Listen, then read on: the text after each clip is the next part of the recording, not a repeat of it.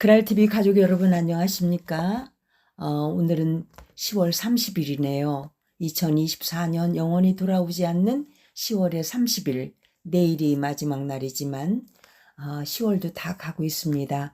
도하노의 명작 속의 인생관에서 벗어야 할 유년의 그림자라는 주제로 한번 볼 텐데요. 에밀리 브론테의 워터링 하이츠에서 가져온 거예요.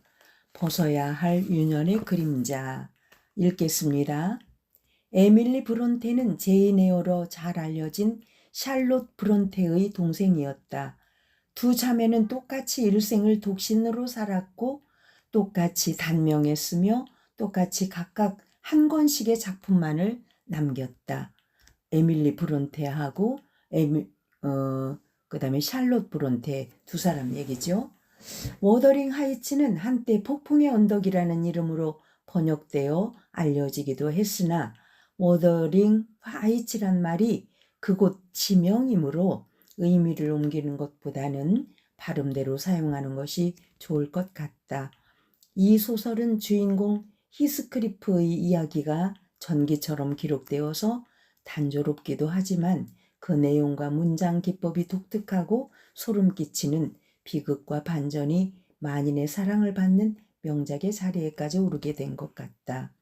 1801년 로크우드라는 런던으로부터 온 신사 한 사람이 영국 중부 지방의 황량한 벌판 스러시 크로스 그레인지라는 곳에 잠시 머물기 위해 집을 한 채 빌렸다.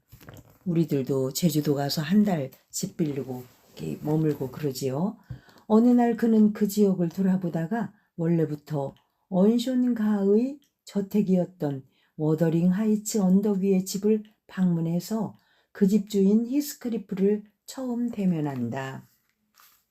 히스크리프는 얼굴이 가무잡잡하고 말수가 적었으며 불친절하기 짝이 없었다. 그런데 로크우드가 워더링 하이츠를 방문한 날 갑자기 큰 눈이 내려서 그는 그 집에서 하룻밤을 머무를 수밖에 없게 되었다.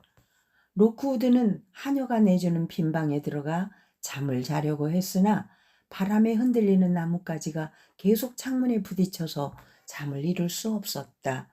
그는 창문을 열고 나뭇가지를 치우려다가 그만 유리를 깨고 말았다. 그런데 그가 나뭇가지를 치우려고 팔을 내민 순간 차가운 여자의 손이 잡혔다. 그 여자는 자기의 이름을 캐서린 린튼이라고 하면서 창을 통해 방 안에 들어오려고 몸부림을 쳤다. 로크우드는 너무나 놀라 비명을 질렀고 그 소리를 들은 집안 식구들이 모두 달려 나왔다. 얼마나 놀랐겠어요. 갑자기 일어난 일이죠. 자, 그 순간 여자의 모습은 사라지고 히스크리프는 어두운 방에 엎드려서 캐서린 돌아와줘, 캐서린 어서 돌아와줘 하며 혼자 절규했다. 이튿날 아침 로크우드는 20년 동안 워더링 하이츠에서 하녀 생활을 한 엘렌을 통해 그 집안의 내력을 듣게 된다. 집에 얽힌 사연이 있는 집인 거죠. 여기서부터 이 사건의 진상이 밝혀진다. 그로부터 20여 년 전 워더링 하이츠에는 언쇼 일가가 살고 있었다. 한 번은 언쇼가 리버풀에 다녀오는 길에 이름 없는 집시 소년 하나를 데리고 와서 히스크리프라고 이름을 지어주고 집에서 함께 살게 했다. 그때 언쇼의 아들 힌들리는 14살, 딸 캐서린은 6살이었다.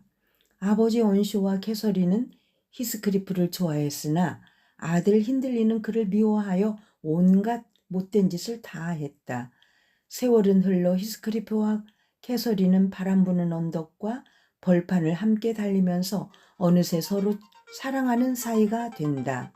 그러던 어느 날 히스크리프와 캐서린은 언덕을 따라 멀리 광야로 나갔다가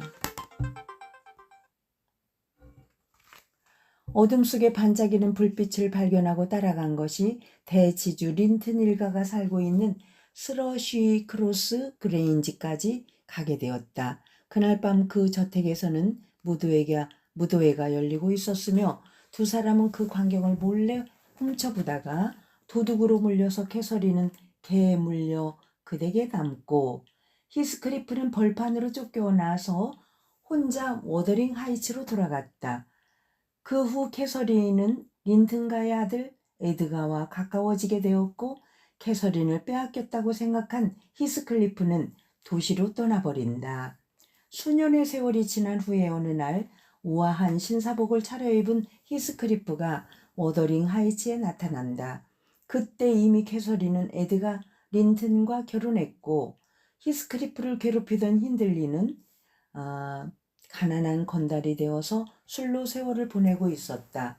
히스클리프가 돌아온 후 얼마 되지 않아서 그가 그렇게 못 잊어 하던 캐서린은 딸을 낳다가 죽으면서 히스클리프를 사랑한다고 고백했다.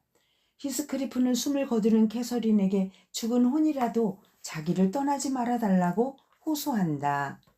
캐서린이 죽은 후 히스클리프는 복수의 화신이 되어 에드가의 여동생 이사벨라를 유혹해서 결혼하고 힌들리와는 도박을 해서 집과 남은 재산을 모조리 빼앗아 버리고 술을 마시게 해서 결국 죽게 만든다.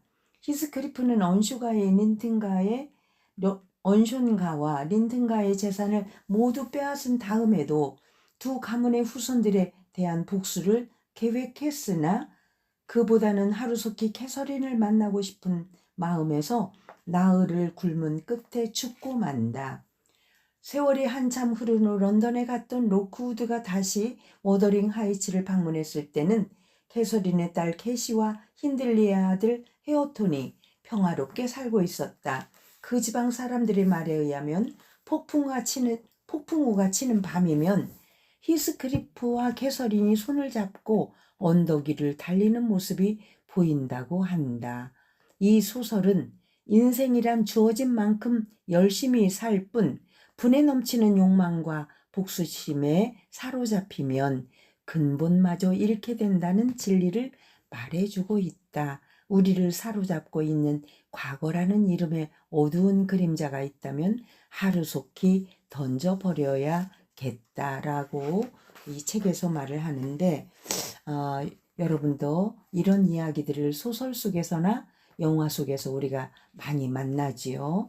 복수심 때문에 옛날 자기의 어떤 그 맺힌 한 때문에 자기 일생을 걸고 달려가는 그러한 스토리들을 우리가 만나게 되는데 이 소설을 통해서 우리가 벗어야 할 유년의 그림자, 상처 이런 것들은 우리가 벗어야 한다라는 이야기를 소설을 통해서 또 이야기를 합니다. 명작 속의 인생관 도하노 작가의 생각을 우리가 만나보았습니다. 여러분 오늘도 행복한 하루 되십시오. 감사합니다. 윤석희였습니다.